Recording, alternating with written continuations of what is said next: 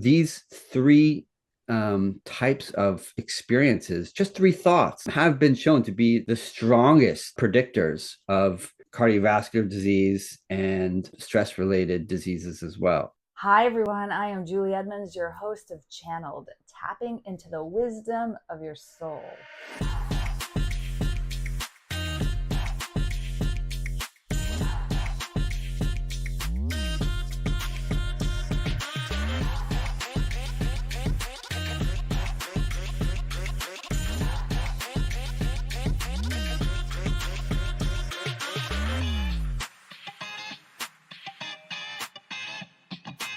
Hello, and welcome to Channeled, tapping into the wisdom of your soul. And today I'm joined by Dr. David Vago.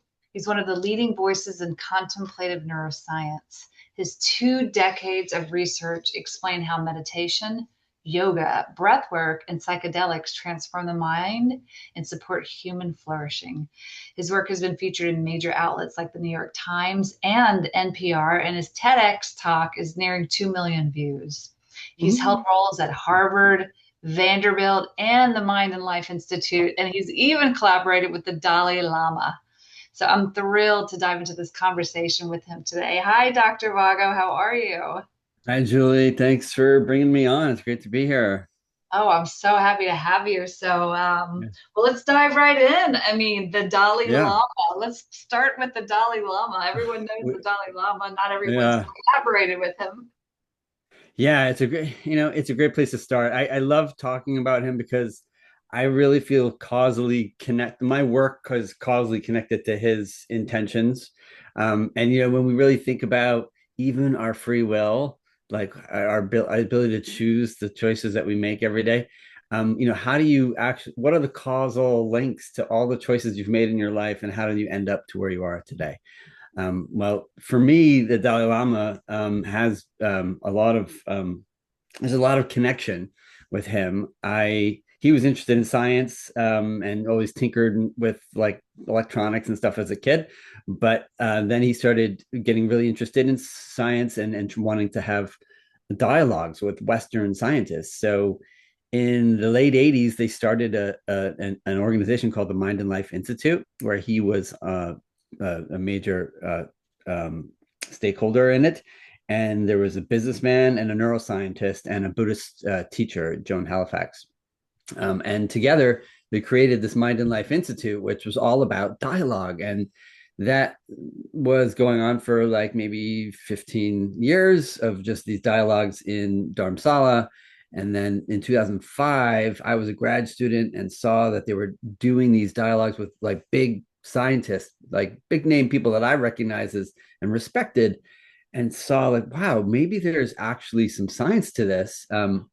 I, at the time, was already a meditation practitioner. So I personally sort of bought in. I meditated regularly, but in my studies, I never really saw an opportunity to study it. It wasn't really, it was kind of taboo. It's kind of like consciousness. Like people didn't study consciousness in the 90s. But Yeah, no one then did. You're right. right? Yeah. It's just like kind of like taboo. You don't talk about it. And spirituality sort of stands the same thing. It kind of gets pushed over into like the woo woo, right? And what was woo woo, and where the boundary is between woo woo and real science, it continues to sort of be pushed into mainstream. And we could talk about that too. But I did work for the Mind and Life Institute for about 3, 4 years. I still work with them.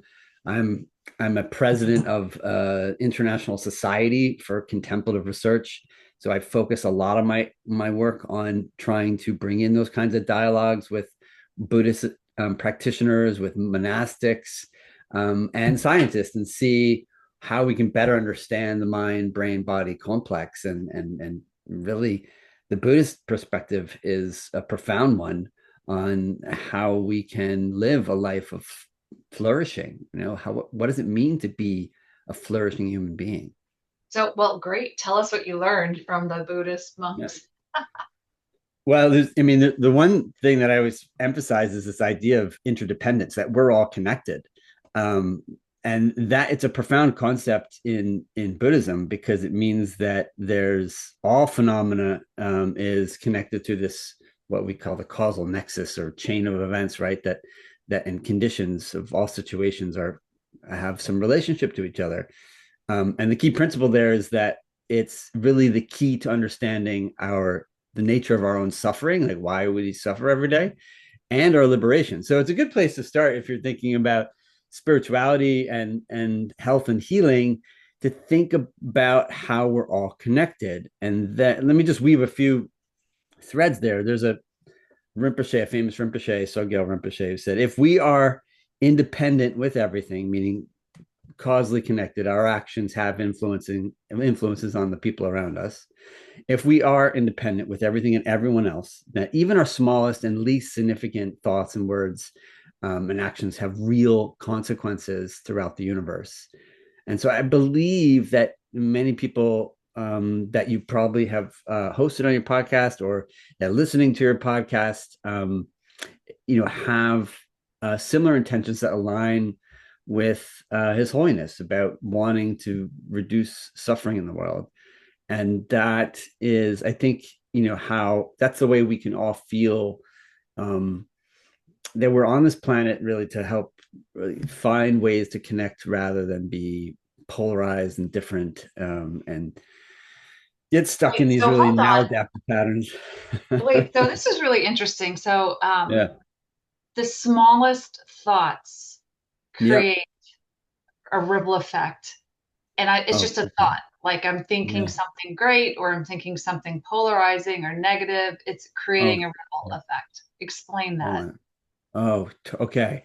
So let me unpack this. So if you think about some of all if you think about how, well, I'll just start with another quote by a saying that comes from, it's called the Dhammapada. It's in one of the best known collections of teachings by the Buddha. It offers a mechanistic explanation for this. It says, our life is shaped by our mind, for we become what we think. Some of our thoughts and emotions that we have that make up the content of our mind may actually just have negative consequences. Some of them have positive consequences, some have negative consequences. But what we put in our mind really does matter for our health and well-being. How we perceive ourselves and our relation to the world matters. And there's so many instances of this.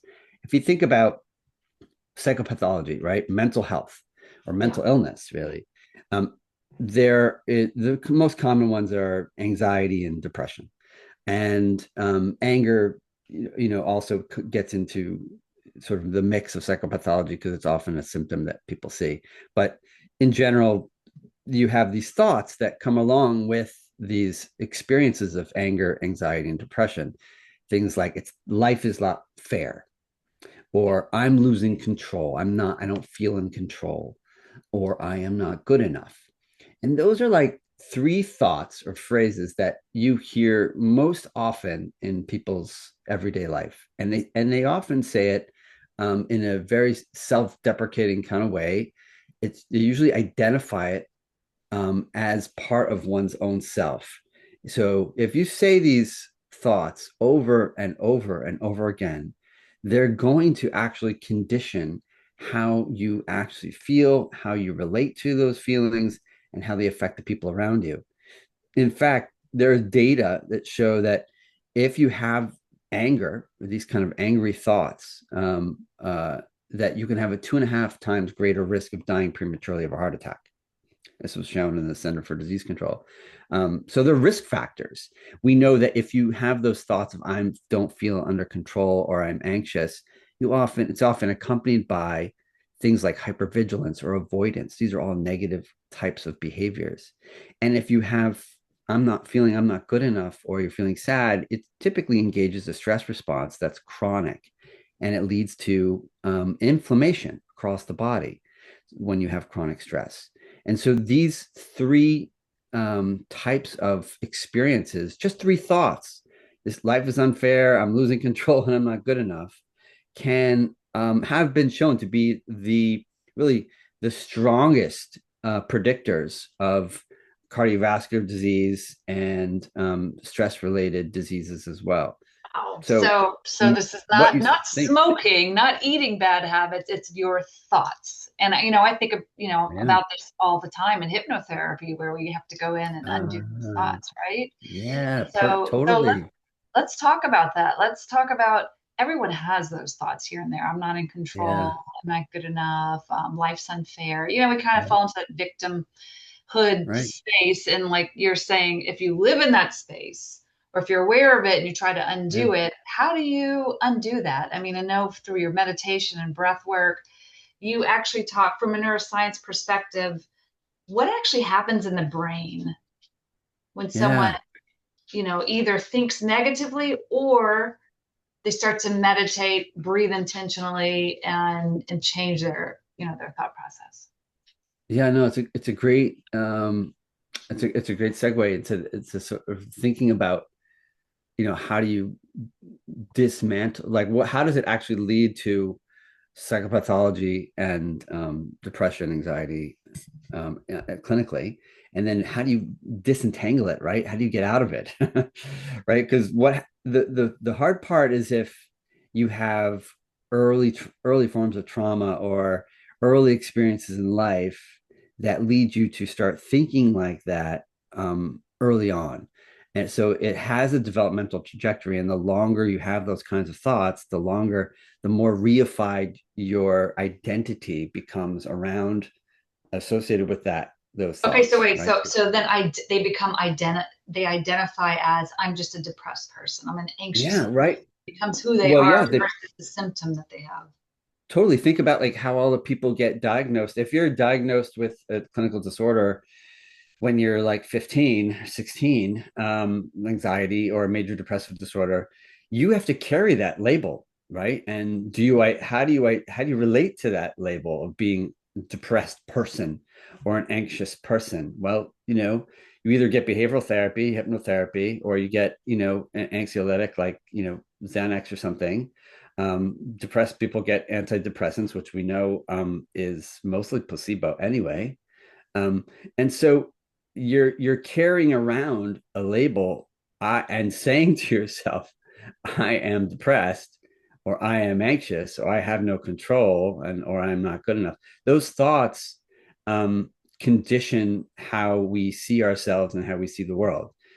It's only when we do good therapy, or we take on a meditation practice where we learn to see our thoughts for what they are, as only thoughts, right? It's the biggest therapeutic mechanism that I know.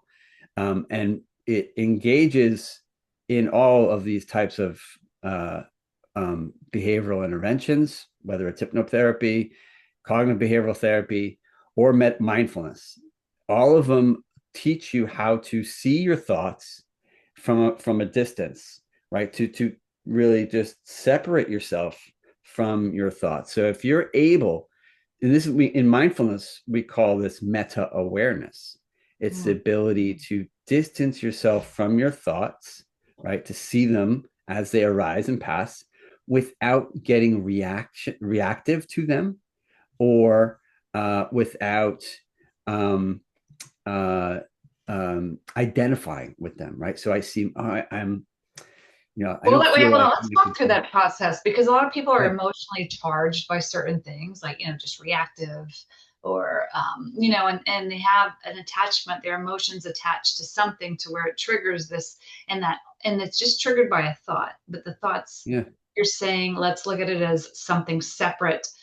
And mhm, so, how do we get there? Let's start with yeah, you have this human being who's triggered, who has yeah. identified themselves as anxious and depressive, Anxious, depressed. Hmm. and you're saying it Yeah, starts with thoughts.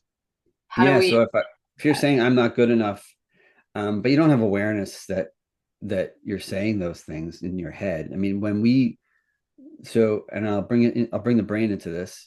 When we sit and do nothing, when our mind is sort of like, unoccupied, um, we start to mind wander, right?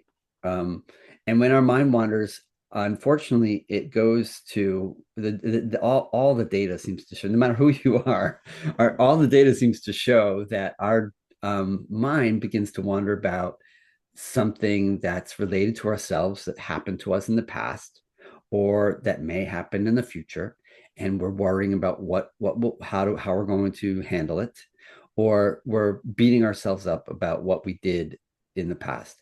So aside from just I'm not good enough, as being like one of the most common core beliefs that you hear, yet people have when they're clinically depressed, or that I don't have any control if I'm anxious. There is this fundamental sort of stickiness that people experience just about the things that happened in life, and so you're not present, right? We're thinking about what happened in the past, and it's negatively self-reflective. there's a there's a there is a we have it if we look at our brains using the most modern techniques of neuroimaging. We have about 12 or 13 brain networks, and these networks are basically just parts of the brain that resonate with each other and fire together to synchronize activity and support certain functions. And some of them are sensory networks, some of them are language networks, but others are like regulatory networks. Like there's a central executive network, there's the frontal parietal control network. These are all cortical networks. And there's one that's called the salience network that's responsible for detecting salience and monitoring the world. And those are like and then there's one more that's often talked about called the default mode network. You may have heard of that one, but if you haven't, here's the quick and dirty on the default mode. So of all those 13 networks that you have in your brain that are active throughout your day, the one that's most active is about half of your life is spent with this particular default mode network active. So every day, just think about 50% of your waking day, you're spent in this default mode. And it's a network that supports self-evaluation, um, thinking about the past, mental time travel, thinking about the past, worrying about the future. That brain network is active more than any other network, especially when you're not doing anything, but it does creep into your everyday task demands as well. So you'll see, like, if you're focusing on a task, you get a little distracted and mind wandering happens. Default mode takes over. Okay, so When you, default mode is what we just fall back on, and it's like underlying thoughts and beliefs and identity. But we can change that.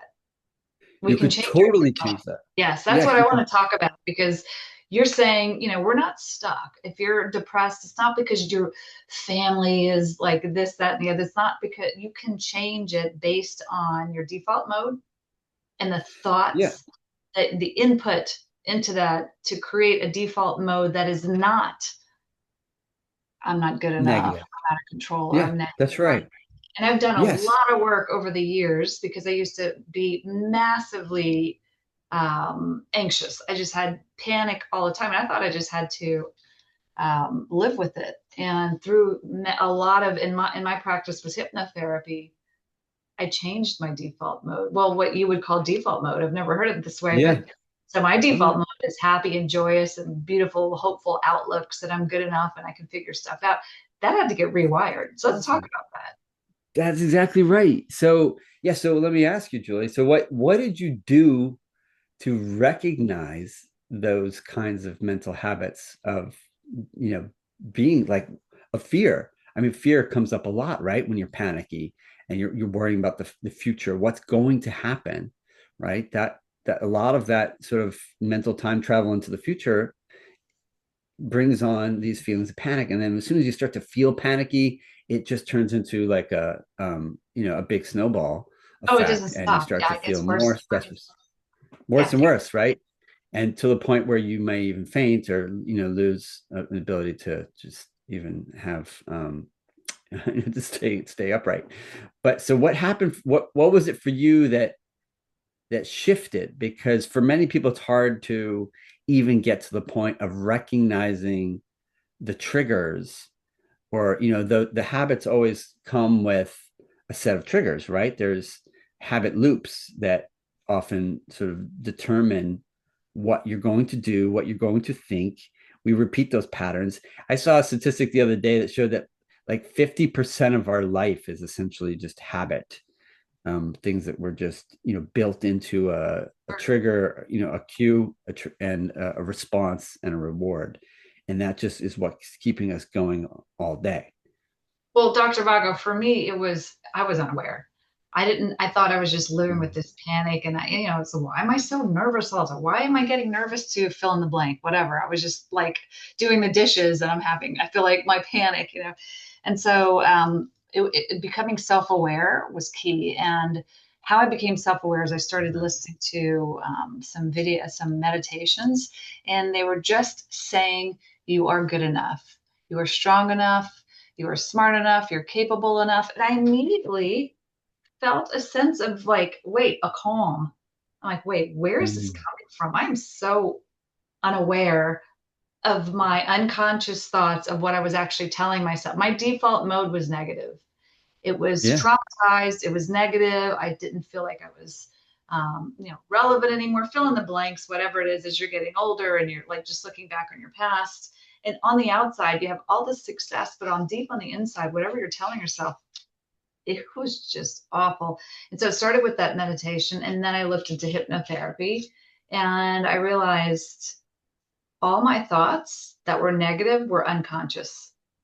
They Yeah. weren't conscious. If you told me I told myself I wasn't good enough, I would argue with you till the cows came home. No, I know what I'm doing. I know I'm Yeah. right, which is just defense mechanism Mm. covering up what's really going on. And so I Yeah. think it was through deep meditation and becoming aware of my thoughts, and then removing those, rewiring them, and then installing a new belief. So let's talk about that. Yeah. You have been deeply involved in neuroscience space for a while. Like, let's talk about how the brain just literally reshapes Yeah. It's meditation. so cool because you said it. You said you became aware, right? That's the key part of change is awareness. And that's what, what I've been saying is mindfulness and different, meditation practices, and how that can allow individuals to start to see their mental habits, right? And so if you just start with the definition of, the definition of meditation from the Sanskrit is bhavana. Bhavana just means, and it means familiarization. And there's a Tibetan word called gom for meditation, which also conveys the idea that of also just familiarization, really. So development and familiarization with your mind. That's what meditation is. It's a form of self-regulation of attention that allows you to get insight into the nature of your mind. So once you start to gain awareness of these mental habits, they start to shift. And we see in the data, so of all the neuroimaging studies that are out there on meditators cross-sectionally, or in the context of an intervention. So if there's an intervention, usually it's 8 weeks. People go through a lot of training how to meditate. And what we see is that after the 8 weeks of training, or cross-sectionally in meditators who have been meditating for years, that default mode is dampened. You don't see it as active. And what you do see is that you see increased activity in this other network called the frontal parietal control network. And it involves the parts of our brains that are right behind our forehead, the frontal That called pole. the prefrontal cortex.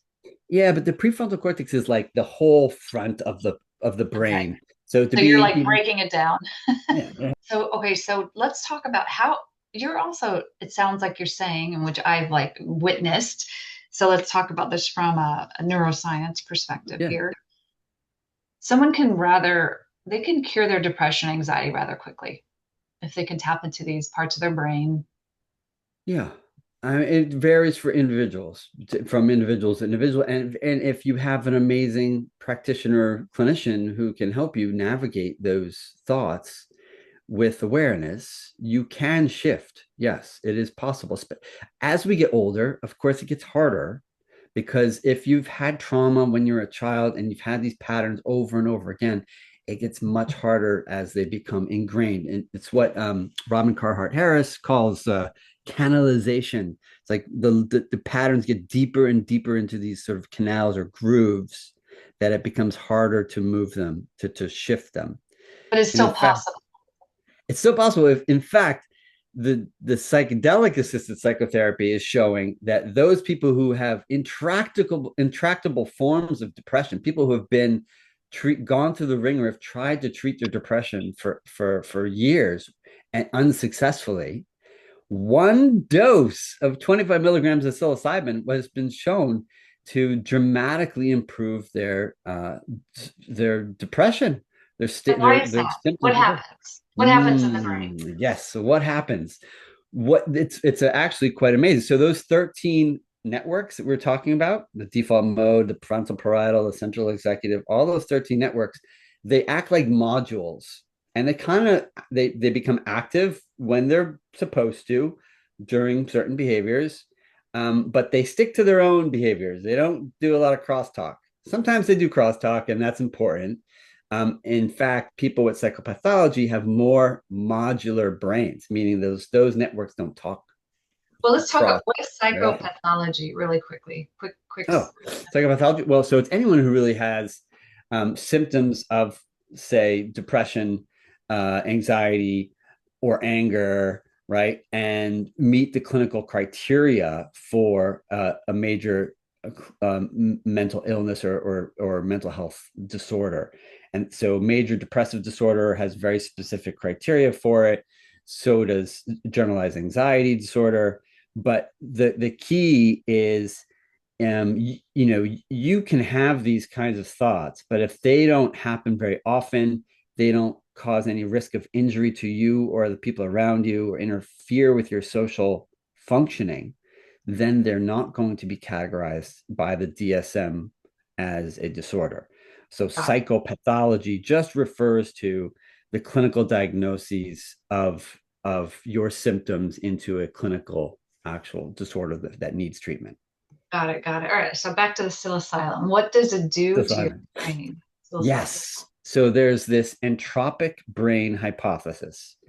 And the entropic brain hypothesis was coined by Robin Carhart Harris, one of the best researchers in this area in the last 10 years. And what he found was that when you are under the influence of psilocybin, that the brain starts to look like it's under the influence of entropy, meaning it's more disorganized. Those modules of all those networks become demodularized. They start connecting and doing lots of crosstalk. And it's partially responsible due to this neuroplasticity, this dramatic neuroplasticity that's happening under the influence of the drug. The drug engages a receptor in the brain called serotonin, which is typically responsible for a lot of calm, relaxation, sleep, this types of thing. And there's a specific receptor, the 5-HT2A. 5-HT is just the abbreviation for serotonin, and the 5-HT2A receptor is just an autoreceptor that helps keep serotonin in the synapse. But it turns out that particular receptor is what induces the neuroplasticity to allow the demodularization to happen.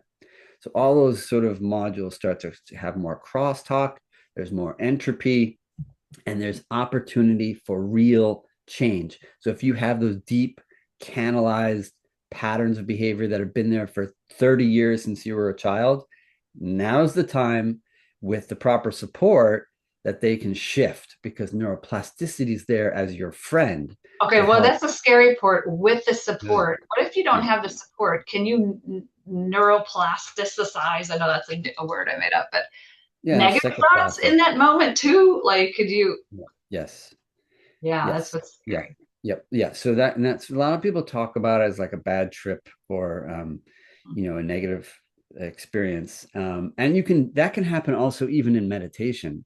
People have bad experiences under meditation. So meditation, we often think that we're just going to sit on a cushion and get, decrease our stress and optimize our performance, right? But sometimes we go deep in our meditation and we start to realize that there is no self. Well, we're The not talking hard about part. regular emotions, right? We're not talking about the regular anger, fear, joy. That we're talking about the triggered, out of context feeling that we want to bring back to a baseline of. So my default mode is not just so negative, right?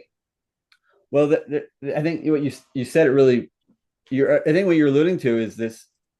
So what I always try to say that no emotion or feeling is bad. There's nothing can be bad, and this is the meditation part of me that's speaking, because what happens is if you start to think that some of your thoughts are good and some of them are bad, then you're going to try to avoid some thoughts, and just avoiding any of your thoughts or feelings is not a healthy behavior.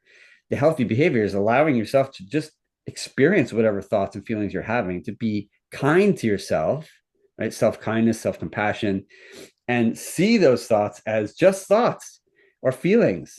And then eventually you'll start populating your thoughts with more positive types of experiences. And this Right. is we refer to this as positive reappraisal, because we're reappraising our thoughts and feelings and saying, is this good for me? Like, am I getting something out of this, or is this hurting me?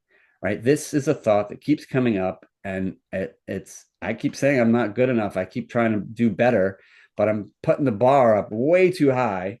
I'm never going to get to this goal where I'm shooting for. So no, that thought is not good. So it'll disappear, and be kind to yourself. We know that pro-social types of behaviors, if you're surrounded by people, one of the things that we talk about with meditation is the feeling of being connected. When we're Yeah. connecting to others, that pro-social behavior, oxytocin is a chemical that gets released between individuals when you feel good around them. That is a huge moderator. It modulates all of the fear responses. It modulates feelings of connection. It also dampens our dopamine responsivities, or the need for dopamine. So sometimes when we're sort of stuck in a cycle of like, say, doom scrolling, right? We do that all the time. We get these dopamine hits to keep motivating us to continue the pattern of behavior of just scrolling. But with oxytocin, someone comes and gives you a hug, you're likely to just stop scrolling, because it oxytocin has a direct effect on modulating dopamine levels. So there's definitely a positive there. Um, but So a I hug, kind of skip around. a hug. Yeah, we always. And I don't know how you feel about this, because in your practice, touch is like in CBT and a lot of traditional behavioral therapies, touch is a no-no.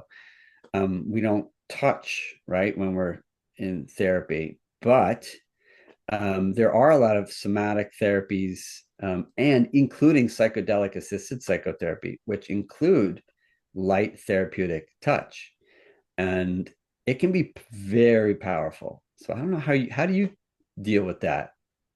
Well, most of my sessions are through Zoom, and we go through, regression, and it's not the what happened, but it's the beliefs you formed about yourself, and we try to recreate it to where that belief is not part of your identity. Same thing that we've been talking about. Oh, yeah. But um, there's science out there everywhere about, you thrive when we're connected. I mean, statistics Yeah. during COVID when people were disconnected and Oh, not touching, and people weren't thriving just because of that.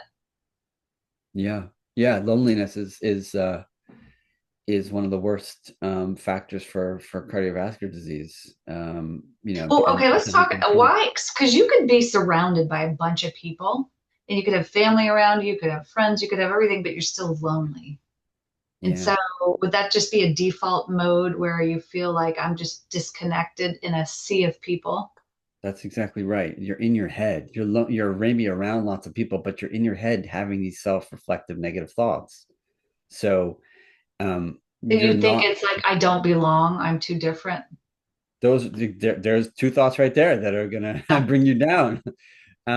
If there is evidence that the experience of openness um, can lead to more likely to have connection, right? So if you want to feel connected to people, then you have to generate this sort of feeling of openness. If you close yourself off, you can be surrounded by 100 people but not feel connected to anyone. Yeah, and I'm um, sure we've all felt that way at some point in our life, so I know exactly what you're saying.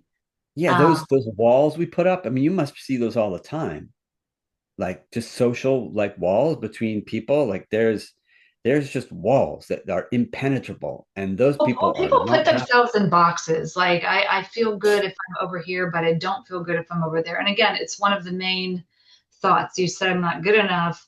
One of the Yeah, other main thoughts people have is I'm too different. And they don't even know it. Like you're unaware of the fact that you are like pulling yourself out and feeling like you don't belong. I've done yeah, it. I've done it lots of times in my life and didn't realize I was doing it until I became aware that I was doing it. yeah, yeah. So, can you explain? Because we keep saying about like heart, the problems with like what stress leads to physical health problems. Yeah, And so, yeah, what does science say about the mind's power to influence our physical health in a good yeah, way? yeah, in a good way. Well, it says a few things. The first thing I'll just say that the antidote really to the default mode stickiness is meditation is one way to do it. Awareness, right? You said we talked about awareness as being key. So when you do these meditative practices that engage awareness and give you insight into the nature of your own mental habits and patterns that aren't doing you justice, aren't helping you, just that alone is activating another network called the frontal parietal network. And I kind of mentioned it, right? It was the part right behind our brain, the frontal polar cortex. Where It's our our third parietal. eye is, if someone's Yep, thinking right in right. that. It's part of our parietal cortex, and one the other really important structure is called the insula. So together, that network becomes strengthened through doing the practice of just looking at our own, just becoming aware of our own mental habits, just the awareness. And it's hard to stay there because that means that you have to train your mind to just stay aware, right? It gets distracted and starts going into the default mode again as soon as you close your eyes, right? It's not easy to do, but it's like a muscle. And the more you practice, the better you get at it. And those brain areas, they are strengthening your brain. They are allowing you to gain awareness and to change your patterns of thinking. If you did it under the context of psychedelics, well, it would be rapid, but it doesn't mean that it's the only way. There are many doorways to try to change these pathways for good. Um, think about think about this for a second. And as we get older, as we get over 20 years old, our brain starts to atrophy. We lose about 500,000 neurons per day after age 20. My God, after age Yeah, 20? yeah, that's right. Yeah. So after about age 40, your brain volume decreases by approximately 5% per decade. So every 10 years, you're losing about 5% of your volume, brain volume. And that's inevitable. There's no way to It, stop that or well, replace it or there is. There is a way to stop that, and that's like 1 million neurons per day. So and that leads to cognitive deficits. It leads to cognitive decline. We call it age-related cognitive decline.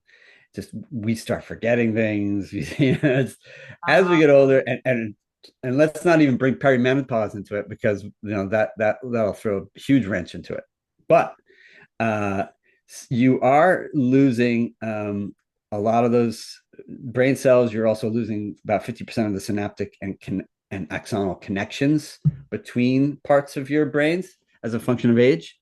Um, and you see those actually most clearly in that frontal parietal control network. So the most important parts of our brain, the frontal, parietal, and parts of our ventral medial prefrontal cortex and the insula, those parts are really critical for, they call it the control hub of the brain. It coordinates activity amongst all the other networks. It's the master conductor of all brain networks. It supports higher order cognition, the ability to be cognitively flexible, to switch easily between internal and external experiences based on their task demands. That's the region that's active when you're meditating. When you're meditating, and what we see in meditators is that they don't have the same atrophy. You see Wow. that preserved across time and age. And that's one of the most critical observations, I think, in the field, because we're all getting older. We're the number of people over age 70 is like tripling in the next 30 years. We're going to all have dementia. Like there's going to be large people Well, with don't say dementia. that. Well, that's where we're Unless you headed. meditate, right? Unless So, you meditate, right? but Unless you Dr. do Vago, change. what is meditation? So someone would be listening, okay, Yeah. I want to meditate. I mean, that Yeah. doesn't mean just closing your eyes. And like you said, sitting on a cushion, it's becoming aware. And then what? Like if I'm meditating to slow down my neuron atrophy, all right, yes, Yeah. what am I doing? Yeah, so in order to engage that network and help Atrophy. slow down that atrophy, there are two main practices that are described either both in the Satipatthana Sutta, so the original sutta that was described by the Buddha himself, and in the insight meditation tradition, which are now like secular forms of practice. This is now accepted. It's becoming part of psychiatric care. Like it's a not Buddhist. It's been adapted well enough that it's taken away all the sort of religious parts of it. Um, but it's the practice that works best together. The first one is a focused attention or concentration practice. In the Buddhist tradition, it's called anapanasati. Sati is mindfulness. Anapana means just chasing the breath. So chasing the breath with mindfulness. The original that was the original sutta that was given by the Buddha. That's the most important practice that we can do to stabilize our mind, right? It's all about it. There's a word for it also in Sanskrit called shamatha, which just means taming the mind.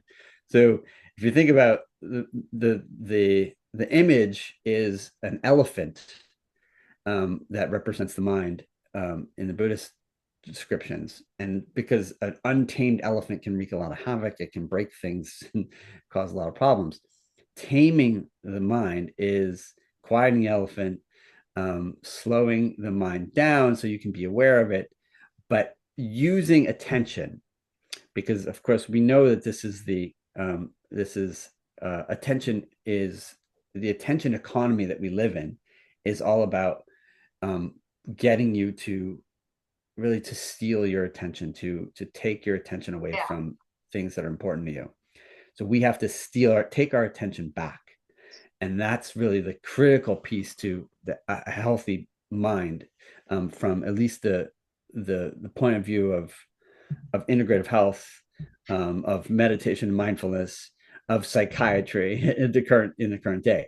So that practice, it's really simple. If you just close your eyes and pay attention to your breath, you find a place where you can experience the breath.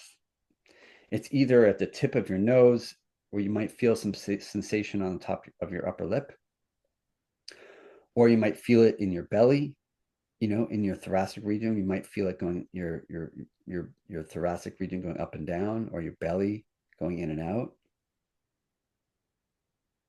And that's it. You And focus just on this that. practice That's it. alone slows the atrophy. Yes. Wow. Yeah. So because it's the constant bringing back to the breath. And that is how you train your attention to stop going into default mode. The default mode is where you're going to have the self-deprecating, Unless, self-evaluating no, thoughts. unless you change your default mode, because you said from the beginning, You can change it. Yes. yes, and I Yes. changed mine. And so luckily, if I just fall into my default mode, it's still positively for the most part working for me. And I And should also say that default mode isn't just negative. Like right. like like you're suggesting that you've replaced a lot of the content with positive types of thoughts. So when you're at that point, once you be, I think, it takes a while to get there, right? It took you how long first for before you were able to replace those thoughts? First, you have to become aware of those negative ones, then you have to replace them, right? I mean, Well, it I took a mean, while. yes, it wasn't just a session, it was obviously repetitive behavior and awareness, daily practices, things like that, and constant awareness of my feelings, my thoughts, my actions, what I believe about this to be true, actually, That's huge. all of that stuff. That's huge. That's huge. But that does, yeah, it doesn't happen overnight. You worked at it. I Right. mean, that is also an important piece to this story because if you look at like the Headspace and Calm and all the different apps that have been created for meditation, they were great during COVID. People downloaded them by the millions. It got Calm and Headspace billions of dollars. But within 1 week, people stopped using the app. They like downloaded it, they like tried it, and then they just stopped. So the problem we're seeing actually, even in the literature, and this happens mostly with kids actually, who we're trying to help kids with meditation, and they kind of gravitate to it a little bit, and they'll try it, and then they're like, this ain't working for me, and they just let it go, and then it doesn't work because if you're not practicing, you're not going to get the benefit. You So it's have got to to be practice. it's got to be lifestyle, and then you Totally identify like as I am someone who just has this lifestyle. Sort of like losing weight. It's not about trying to eat differently for a week or two. It's about changing your lifestyle of your eating. 100%. In fact, when we look at the data for kids for trying to introduce mindfulness for kids, when they do it like during lunchtime or gym class or maybe for an hour after extracurricular, like after school ends or something, it never works. If they do meditation like after school with a private teacher, it doesn't work. The only But way what it does works it only way it works is when you change the entire culture of the classroom. Everyone's doing it. The teacher's doing it. The parents at home know about it and like are trying to get you to do it at home. The like lifestyle means everything about life that is different, and yeah. it's hard to change that. But if you're able to really change the entire relationship you have with your mind at home. Your parents are supportive of it. The teachers are supportive of it. They're practicing it. Then you see some real serious change. Wow. Well, and I think there are places that we go that you definitely see some changes. So, Dr. Vago, this has been Yeah, an yeah, amazing hour. yeah. You Went by quick. Yeah, it did go by quick. I mean, I love this conversation. It's one of my favorite conversations ever. Um, and so those listening, where can they find you? Oh, the best place to find me is at contemplativeneurosciences.com. Or iscrsociety.org. The contemplativeneurosciences.com is a place where there's tons of resources. You can follow my research and all the other research that's out there. There's some resources how to get started doing a meditation practice. And iscr.org is the society that I am the president for. And there's opportunities to get involved and get interested in the whole research community that's focusing on meditation or psychedelic research. Great. I'll put that all in the show notes. And for the record, I said contemplative. It was It's easier. okay. Contemplative or Contemplative, contemplative, contemplative. potato. Yeah. Well, Dr. Varga, it's been a pleasure. Yeah. And for those of you listening, if you like this, share it, subscribe, and we'll see you again for another episode of Channel, Tapping to the Wisdom of Your Yeah. Soul. Thanks, Dr. Vago. Thanks, Julie. Great to be with you and your audience. Thank you.